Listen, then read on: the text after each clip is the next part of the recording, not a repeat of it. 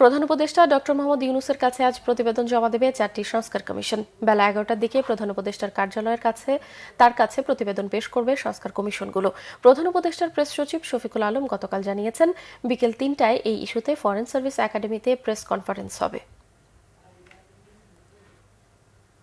সংস্কার কমিশন আসবেন, এসে চিফ অ্যাডভাইজারের যে কার্যালয় তেজগাঁওয়ে ওনারা চিফ অ্যাডভাইজার এবং অন্যান্য অ্যাডভাইজাররা থাকবেন, আমাদের মাহফুজ আলম উনিও থাকবেন। ওনাদের কাছে এইটা হ্যান্ড ওভার করবেন, করার পরে এটা নিয়ে একটু আলাপ হবে।